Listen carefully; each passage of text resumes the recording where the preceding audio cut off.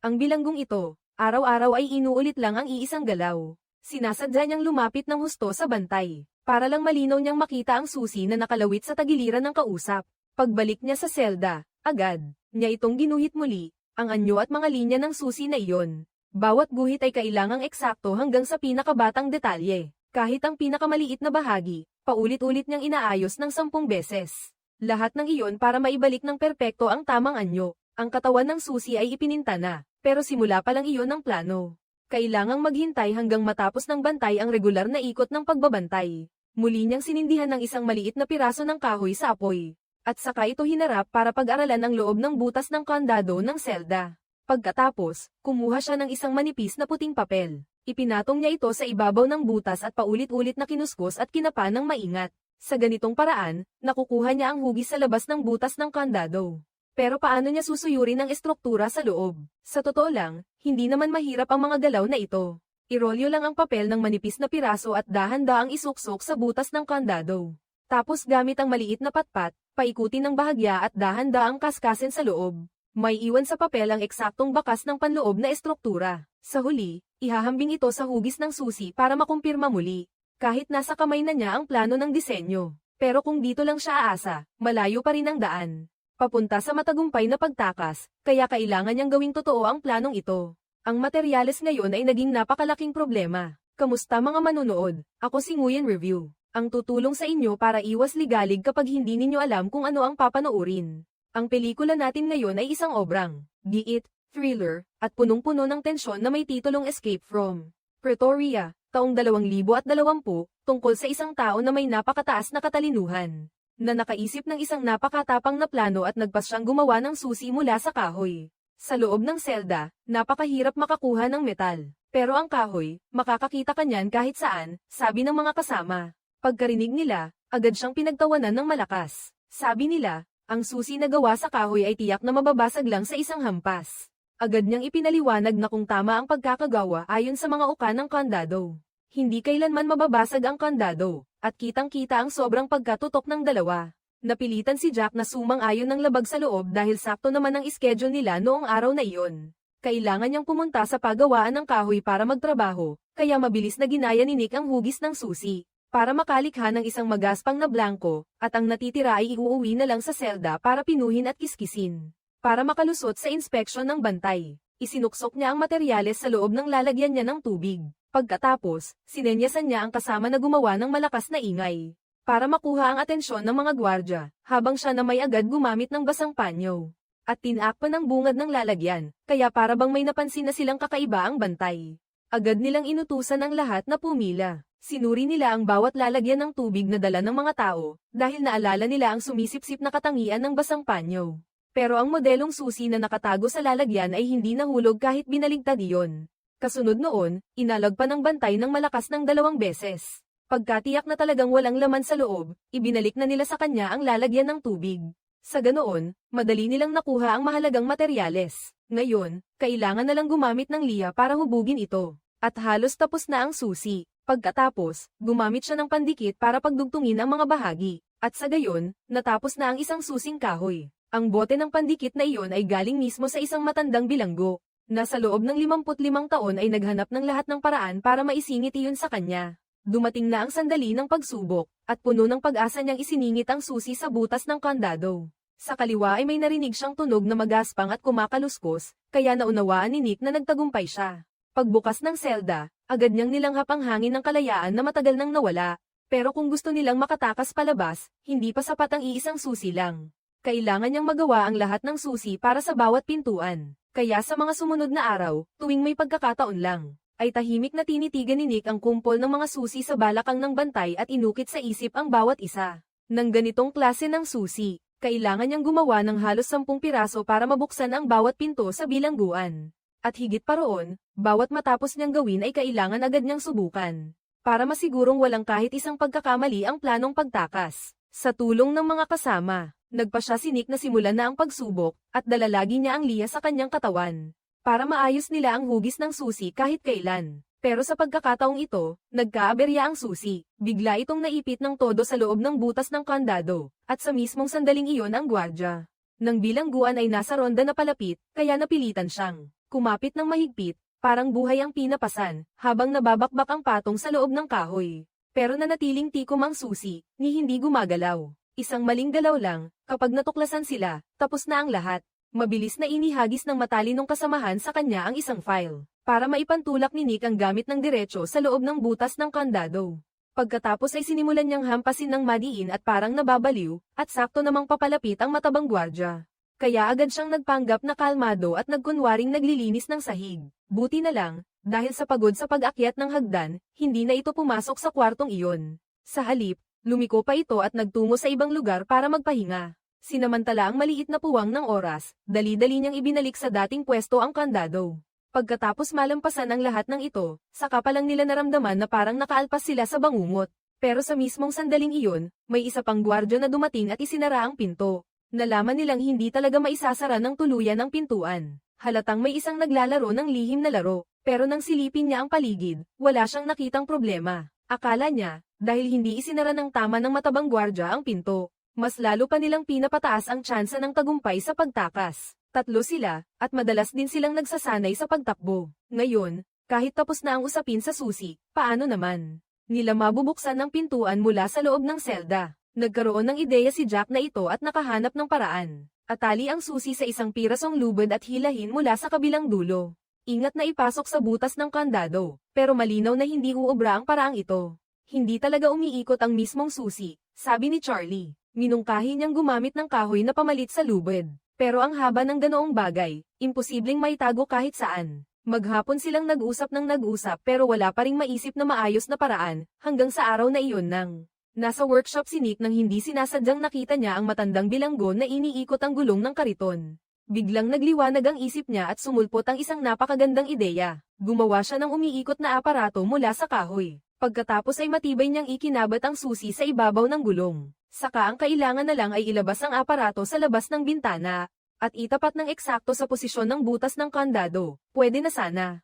Pero matapos nila itong paikutin ng matagal, hindi pa rin tumatama ang susi. Kaya kailangan niya itong ibalik sa gitna para ayusin ulit. Pagkatapos ng napakaraming nakakapagod na pagsasaayos, sa wakas ay nabuksan ni Nick ang pinto ng selda mula sa loob. Sobrang saya niya hanggang sa halos hindi na niya makontrol ang sarili. Pero eksakto sa napakahalagang sandaling iyon, biglang sumulpot ang nagrurondang gwardya. Kapag nahuli sila ng ganito, itong munting buhay na ito, tiyak na hindi makakatakas, dahil pabunot na sana niya ang susi. Pero ayun, dumulas ang kamay niya at nahulog ang susi sa sahig.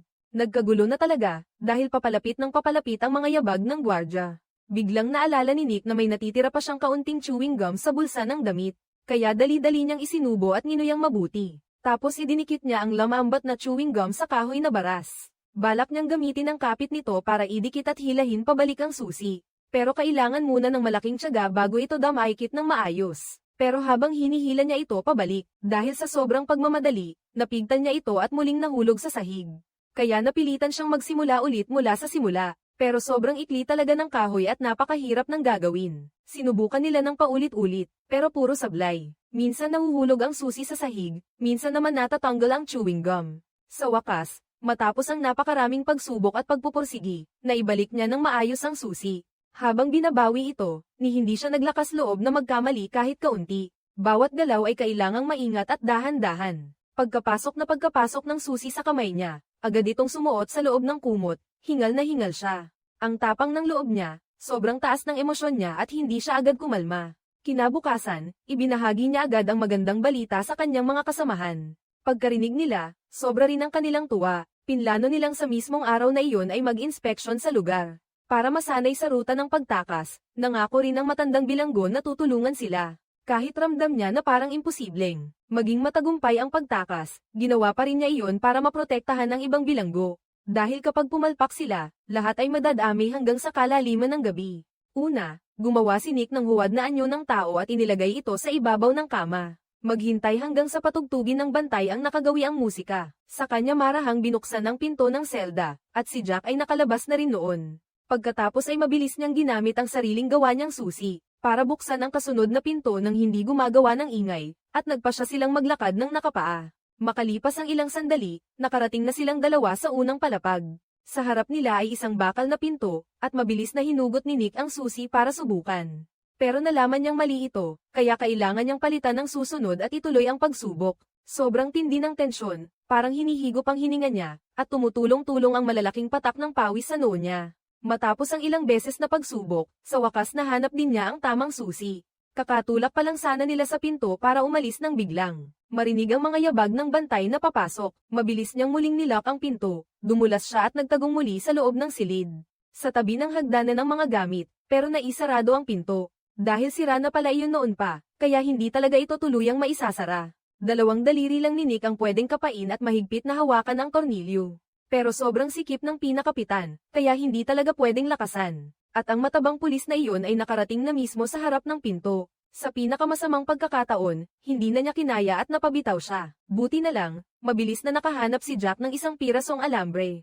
Kaya napigilan nilang manatiling nakabukas ang pinto na halos bumigay na. Pareho silang halos di makahinga sa takot, ni hindi man lang sila ng ahas umubo dahil baka mapansin ng bantay. Buti na lang, napansin nila na nang mawala sa itaas ang mga yabag ng matabang bantay. Agad nilang sinamantala ang pagkakataon para lumabas. Malayo pa ang yugto ng pagsubok bago dumating ang wakas, para matiyak na magiging maayos ng lubos ang aktwal na pagtakas. Ang kaunting panganib sa sandaling ito ay talagang sulit. Sa tuwing nakakabukas sila ng isang pinto, nag-iiwan sila ng marka sa katapat na susi. Sa mismong sandaling iyon, ang bantay ay umiikot at sinusuri ang bawat selda.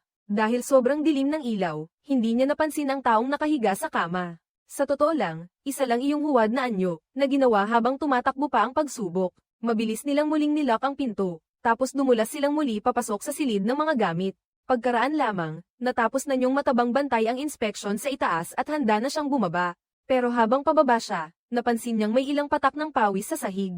Napaisip siya na parang hindi naman siya pinagpapawisan. Kaya kaninong pawis nga ba ang mga patak na iyon? Sa loob ng silid ng mga gamit, nanginginig ang dalawang lalaki at hindi na mapakali. Kapag nahuli sila, tapos na ang lahat. Buti na lang, tumingala lang ng bahagya ang bantay at tumingin-tingin.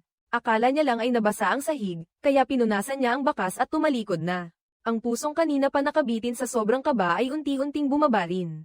Mahinahon nilang isinara ang pinto at bumalik na sa selda. Para kung sakaling biglang mag-inspeksyon ang mga bantay, handa sila. Maingat nilang inilabas ang susi at itinago sa loob ng tasa ng sipilyo.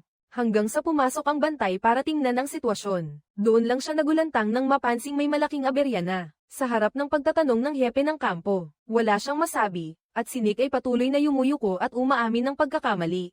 Mariing iginiit ng kabila na may itinatago siya. Kaya agad silang naglunsad ng malawakang paghahalughog. Lahat ay kinailangang magising ng maaga, dahil kinumpiska ng bantay ang litrato ng anak ni Jack. Kahit paulit-ulit pa siyang nagmamakaawa, tumanggi pa rin itong isauli. Isang beses lang sa isang taon niya nakikita ang anak niya. Kung wala ang batang iyon, matagal na sana siyang bumigay. Kaya nagpasya siyang kailangan niyang tumakas agad mula sa kulungan. Pagkatapos, tinawag si Nick at dinala sa opisina ng pinuno ng kampo. Hindi na siya pinapayagang magbasa ng mga librong labag sa patakaran. Nainis siya at inihagis ang tasa ng sipilyo sa mesa. Sa loob ni Nick, nagkagulo ang isip niya, at sakto nga, malas kapag sabay-sabay ang problema. Sa isang kisap mata, nakita na ng kabilang panig ang ilang bagay. Mga pirasong kahoy mula sa susi na nasa sahig. Nang makita ng hepe ang pagkakagapos ng kanyang mga kamay at paa, lalo siyang nagduda, buti na lang. Mabilis ang isip ni Nick kaya agad siyang nakaimbento ng paliwanag. Sinabi niyang pangkabit daw iyon ng litrato. Doon lang napanatag ang hepe at tumigil na sa pagtatanong. Pagkalabas ng bantay, agad niyang isinara ng mahigpit, gamit ang kanyang bibig, dahil natatakot siyang baka mapasigaw siya sa sobrang takot at kaba. Naintindihan niyang kailangan ng may sagawa agad ang pagtakas. Kung hindi, siguradong mabubuko rin sila sa bandang huli. Sa mga sumunod na mga araw, sinamantala niya ang bawat pagkakataon para maigi itong tandaan. Ang hugis ng susi ng bantay ay ginaya niya ng maingat at detalyado. Ang mga natirang piraso ng pirasong basag ay nagamit pa ng husto habang nililinis nila ang lugar. Sa hardin ng gulay, palihim nilang ibinaon ito sa ilalim ng lupa. Tuwing gabi, tuloy-tuloy silang nagtay-test kasama ang mga kasamahan niya. Ganyan ang nangyari, at tumagal iyon ng 6 na buwan. Sa wakas, natapos na nila ang susi para sa 15 malalaking pinto. Para lang masigurado, gumawa pa siya ng 24 na reserba, pero para makalusot. Malapit na ang tagumpay nila, pero may mahabang distansya pa silang tatahakin. Kaya kailangan nilang humanap ng mapa. Sa mga detalye ng lungsod na ito lang nila mabubuo ang plano para sa pagtakas. Sa tulong ng itim niyang kaibigan na taga-kolekta ng basura, nakapasok siya ng isang dyaryo. Dahil sa dyaryong iyon, nakalimbag mismo ang mapang kailangan nila. Ang ipinasok niya sa selda ay isang pakete ng sigarilyo. Kasama ang isang pirasong sabon, nagbigay si Nick ng senadoryas na handa na ang susunod na hakbang. Kinabukasan sa oras ng kainan, palihim siyang sinenyasan ng kaibigang itim na iyon. Sabi nito, handa na ang dyaryo. Hindi niya napansin na may bantay na pala sa dilim na kanina pa siyang minamasid, kaya dali-dali siyang kumilos. Nang mapunta sa basurahan sa ibaba, agad niyang inilabas ang dyaryo sa loob ng kahon. Pagkatapos, ayon sa usapan, inilagay niya roon ang pakete ng sigarilyo at sabon. Itinago niya ito sa pinakailalim ng kahon, pero kinabukasan, biglang dumating ang bantay. Bigla nitong sinabi sa kanya na pinatay na ang itim na lalaking iyon. Kung ayaw niyang sapitin din ang ganoong kapalaran, mas mabuti pang manahimik siya at huwag ng manggulo. Napagtanto ni Nick na hindi na pwedeng patagilan pa ito. Agad niyang napagdesisyon ng kikilos siya ngayong gabi. Tinipon niya ulit ang lahat ng naroon. Sana raw ay magkaisa silang lahat at sabay-sabay na tumakas. Pero ang matandang bilanggo, nasanay na sa lahat. Alam niyang ang balak na ito ay siguradong sablay kung sablay. Kapag nahuli sila at ibinalik, isang diretsong daan lang ang kahahantungan. Matagal na siyang nakasanay sa ganitong kapaligiran. Dito, walang gustong isugal ang buhay para tumulong. Dahil pare-pareho silang bilanggo, iisa rin halos ang takbo ng isip nila. Kaya ang tatlo ay hindi na rin nagtagal sa pakikipag-usap at tahimik na umalis. Pagbalik nila sa selda, bigla na namang dumating ang 6 na bantay para magsiyasat. Sa huli, wala pa rin silang nahanap na kahit ano. Pag-alis ng bantay, mabilis na binuksan ni Nick ang selda at agad na pinalabas ang 2 kasama ni Jack. Naghanap ang tatlo ng isang tagong sulok at doon nila sinuot ang nakatagong damit sibilyan. Sa mismong kritikal na sandaling iyon, dumating ang isang pulis. Si Fatso ay biglang nagtungo sa bodega para kunin ang mga gamit, at sakto pa. Nakita niya ang isang maliit na piraso ng kawad na nakalawit sa butas ng kandado. Kasabay nito, nagkadapa-dapa ang mga kasapi ng grupo ng pagtakas hanggang sa marating nila ang pintuan. Malaki iyon, pero nang marinig nila ang mga yabag na papalapit mula sa ibaba, bigla silang napabalikwas at dali-daling bumalik sa dati nilang pwesto. Naghintay sila hanggang sa tuluyang mawala ang mga yabag. Doon lang sila naglakas loob bumaba sa ibaba at mabilis na sumiksik sa bodega. Plano nilang gamitin ang tagong lugar na iyon para makaiwas sa pag-ikot ng bantay. Inaabot na sana ni Nick ang kawad para mahigpitan ito. Pero napansin niyang ang lock pala ay wala ng takip. Wala siyang nagawa kundi muling kapain at mahigpit itong hawakan. Buti na lang, sobrang bilog at malambot ang katawan ng pulis na iyon. Kaya hindi talaga nito kayang bumilis pa. Pagdating pa lang niya sa paanan ng hagdan, hingal na siya. Kahit nakatayo lang siya sandali, ayaw pa rin niyang magpatuloy. Napaisip si Nick, tapos na ba ang lahat, lalo na ngayong parang hindi na niya kaya. Biglang tumulong ang matandang bilanggo sa itaas. Malakas niyang tinawag ang bantay at nailihis din niya ang atensyon nito. Sige, umakyat kayo sa taas, sabi niya, at agad silang gumalaw. Sinamantala nila ang pagkakataon at lumabas mula sa loob. Hindi na sila makapaghintay pa, kaya buong lakas nilang itinulak ang pinto. Sa harap na bakal, nagpatuloy sila pasulong para buksan ang susunod na pinto. Si Charlie naman, maayos ang koordinasyon, at mabilis na nilock muli ang pinto sa likod. Hinati nila ng malinaw ang trabaho, isa ang bumubukas ng kandado at isa ang nagtatakip ng pinto. Hindi nagtagal, narating na nila ang bahagi ng pinto ng kuryente. Parang nasa harap na nila ang liwanag ng bukang liwayway ng tagumpay. Pero pagdating nila sa internal workshop, nagkasagutan na naman ang grupo, lalo na si Jack. Mariin niyang sinabi na ang pinto na ito ay kailangan pa ng susi na may bilog na dulo. Naalala ni Nick na ang susi na iyon ay may patag na dulo, at muntik na silang magkaaway doon. Sa kabutihang palad, napigilan agad ni Charlie na nasa tabi niya ang lahat. Iminungkahi niya na subukan na lang ang 2 uri at tingnan kung alin ang uubra. Pero kahit ilang susi na ang sinubukan nila, wala pa ring tumutugma. Bigla, may narinig silang tunog ng pagbubukas ng pinto malapit doon. Lumalabas na bumalik na ang pulis na mataba matapos mag-ikot sa ronda. Hindi pa rin makita ni Nick ang susi na iyon, Jack, talagang hindi na siya makapaghintay. Agad siyang sumulong at itinulak ako palayo, malakas niyang itinulak ang pinto sa mismong harap niya. Ngayon, isa na lang ang natitirang pinto sa dulo. Buti na lang, hindi nakalak ang malaking pintong iyon. Isang hakbang na lang at maaari na silang muling maging malaya. Sa mukha nilang tatlo, sabay-sabay na sumilay ang ngiting punong-puno ng saya.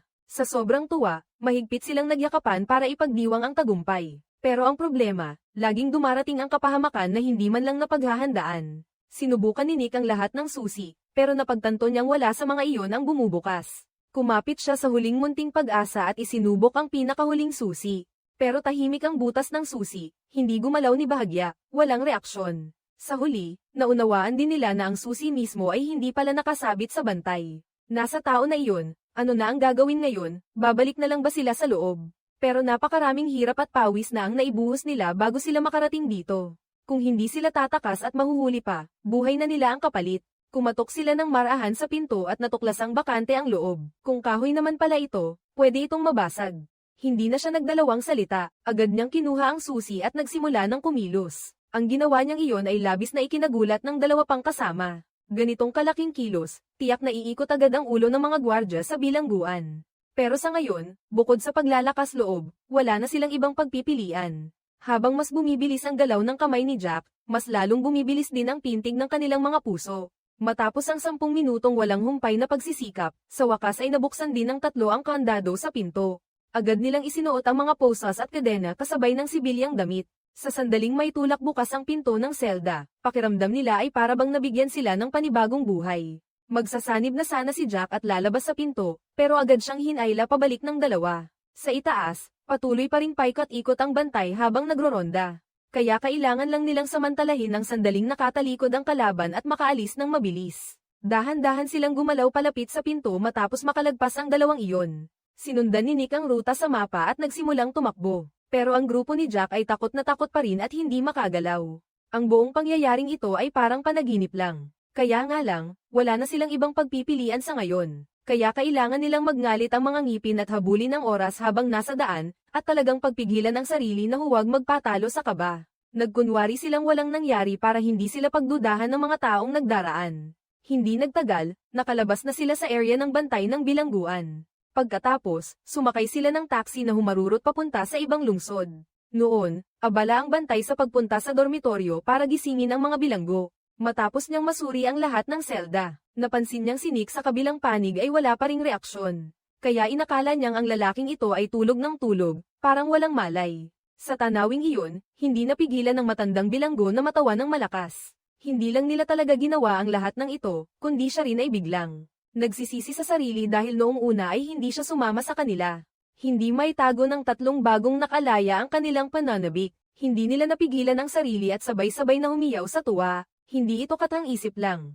Dahil sa pagtutol sa diskriminasyon ng lahi, napunta sila sa kulungan. Pagkaraan ng 22 taon ng buhay na laging tumatakbo at nagtatago, sa wakas ay natanggap nila ang formal na amnestiya mula sa gobyerno. Pagkatapos mapanood ang Escape from Pretoria, ang pinakamalaking gulat ay ang matuklasan ng sukdulang anyo ng pagtakas sa bilangguan. Sa mismong sandali, 2 henyo ang gumamit ng sariling gawang susi para paikutin ang butas ng kandado. Ang naibukas nila ay hindi lang ang bakal na pinto ng bilangguan, kundi pati ang pintuan ng isip tungo sa sari-saring posibilidad. Para sa lahat ng taong kasalukuyang nakakulong at pinipigil ng realidad, ang kaalaman mismo ang pinakamatinding liwanag sa gitna ng dilim. Lumalabas na pwedeng hatiin ang mga pader na bakal at konkreto. Ito marahil ang pinakamasidhing patunay sa totoong buhay, at ang pinakamalinis na sagisag ng kalayaan ng kaisipan. Ang halaga ng isang pelikula ay nasa kasikatan nito, samantalang ang halaga ng isang pagsusuri ng pelikula ay nasa damdaming naiiwan nito. Dito na nagtatapos ang kwento natin sa araw na ito. Salamat sa panonood. Ano sa tingin ninyo ang pelikulang ito? I-komento ninyong sa ibaba.